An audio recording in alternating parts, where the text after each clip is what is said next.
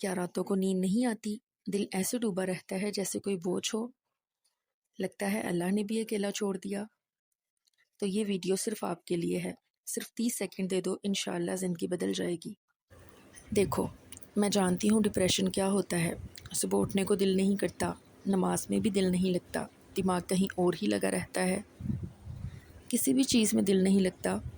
جب دل ہی مردہ ہو جائے تو نماز میں بھی رونا نہیں آتا۔ ڈاکٹر دوائی دے دیتا ہے، نیند کی گولی دے کر سلا دیتا ہے، لیکن سوال یہ ہے، دل کا علاج کون کرے گا؟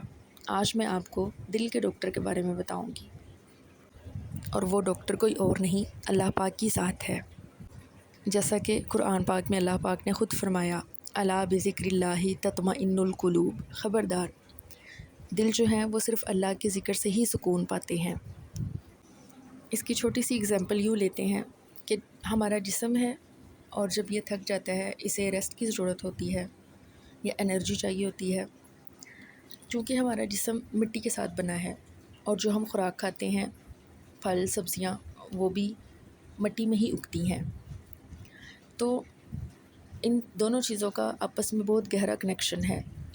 یعنی جب ہم کھانا کھاتے ہیں، جب ہم لو فیل کرتے ہیں اور ہمیں انرجی چاہیے ہوتی ہے ہمارے جسم کو، تو ہم کھانا کھاتے ہیں اور وہ انرجی واپس آ جاتی ہے اور ہم کام کرنے کے قابل ہو جاتے ہیں۔ بالکل اسی طرح سے جو دل ہے، جو روح ہے، کیونکہ وہ آسمانوں سے آئی ہے، تو اس کا علاج بھی اور اس کی خوراک بھی آسمانوں سے ہی نازل کی گئی ہے، اور وہ ہے قرآن پاک۔ یہی وجہ ہے کہ دل جتنا بھی بے چین ہو، بے سکون ہو، ہماری روح جب بے سکون ہوتی ہے، اداس ہوتی ہے، تو وہ اللہ کا ذکر مانگتی ہے، اور بے شک اللہ کے ذکر سے ہی دلوں کو سکون ملتا ہے۔ سورہ ضحیٰ کب نازل ہوئی تھی پتہ ہے؟ جب ہمارے نبی پاک صلی اللہ علیہ وسلم پر 6 مہینے وحی نہیں آئی تھی۔ مکہ کے لوگ تانے مار رہے تھے، وہ کہتے تھے تمہارے رب نے تمہیں چھوڑ دیا ہے اے محمد صلی اللہ علیہ وسلم۔ نبی پاک صلی اللہ علیہ وسلم ان کی باتوں سے بہت اداس ہو گئے۔ تب اللہ پاک نے سورہ ضحیٰ اتاری اور پہلی آیت میں قسم کھائی، والضحیٰ، قسم ہے چاشت کے وقت کی اور رات کی جب وہ چھا جائے، واللیل اذا سجا، اور رات کی جب وہ چھا جائے۔ اس بات کو سمجھو، اللہ پاک فرما رہے ہیں، اے میرے محبوب صلی اللہ علیہ وسلم، جس طرح دن کے بعد رات ضرور آتی ہے اور رات کے بعد پھر دن نکلتا ہے، اسی طرح تمہاری زندگی کی یہ اندھیری رات بھی ہمیشہ نہیں رہے گی، سویرا ضرور آئے گا۔ پھر اللہ پاک نے فرمایا، ما ودعک ربک وما قلی، تمہارے رب نے نہ تمہیں چھوڑا ہے اور نہ ہی وہ بیزار ہوا ہے۔ یہ آیت آپ ہی کے لیے ہے۔ اللہ پاک آپ سے ناراض نہیں ہے، اس نے آپ کو اکیلا نہیں چھوڑا، لوگوں نے چھوڑا ہوگا، حالات نے بھی چھوڑا ہوگا، پر اللہ پاک اپنے بندے کو کبھی تنہا نہیں چھوڑتے۔ اور آگے سنو، اللہ پاک کیا فرماتے ہیں، وَلَسَوْفَ يُعْطِيكَ رَبُّكَ فَتَرْضَىٰ، اور عنقریب تمہارا رب تمہیں اتنا دے گا کہ تم راضی ہو جاؤ گے۔ مطلب تمہارا ڈپریشن، تمہارا درد، تمہارے آنسو، اللہ ان سب کے بدلے تمہیں اتنا سکون دے گا کہ تم خود کہو گی، یا اللہ شکر ہے یہ وقت آیا، آج سے 2 کام ضرور کرنے ہیں اور 1 ہفتہ لگاتار کرنے ہیں، اس کے بعد رزلٹ دیکھنا اور پھر واپس آ کر کمنٹ سیکشن میں مجھے بتانا۔ پہلا کام یہ کہ درود ابراہیمی کثرت سے پڑھنا ہے، انلیمیٹڈ۔ سنن ترمذی میں یہ حدیث موجود ہے، حضرت ابی بن کعب رضی اللہ تعالیٰ عنہما فرماتے ہیں کہ میں نے اللہ کے رسول صلی اللہ علیہ وسلم سے پوچھا، اے اللہ کے نبی صلی اللہ علیہ وسلم، میں آپ پر بہت درود پڑھا کرتا ہوں، سو میں اپنی دعا میں سے کتنا حصہ جو ہے وہ آپ پر درود پڑھنے میں وقف کروں یا مقرر کروں؟ آپ صلی اللہ علیہ وسلم نے فرمایا، جتنا تم چاہو۔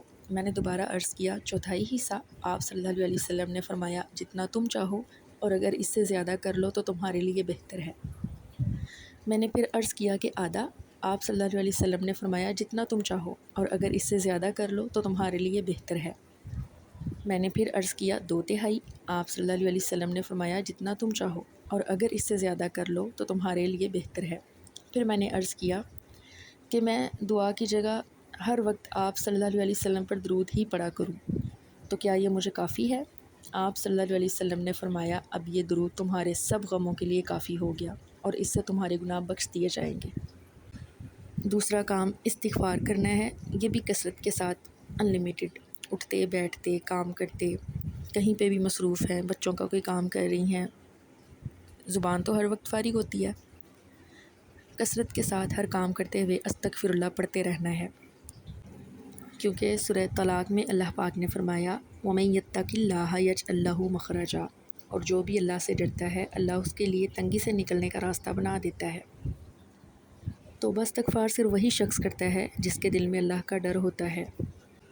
تو میری بہنوں، آج سے یہ وعدہ کر لو، یہ 2 کام ضرور کرنے ہیں، اور میں گارنٹی دیتی ہوں انشاءاللہ دنوں میں ہی آپ کے حالات بالکل بدل جائیں گے، اور ڈپریشن کیا ہوتا ہے آپ یہ بالکل بھول جائیں گی، کیونکہ دونوں ہی کام جو میں نے آپ کو بتائے ہیں یہ دونوں ہی سنت سے ثابت ہیں، اور اللہ پاک نے فرمایا میرا بندہ جیسا مجھ سے گمان رکھتا ہے میں اس کے ساتھ ویسا ہی معاملہ کرتا ہوں۔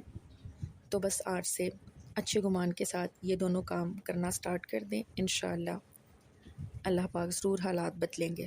آخر میں دعا ہے کہ اللہ پاک آپ سب کی سب پریشانیاں دور کریں اور سب بے چین دلوں کو سکون سے بھر دیں، آمین۔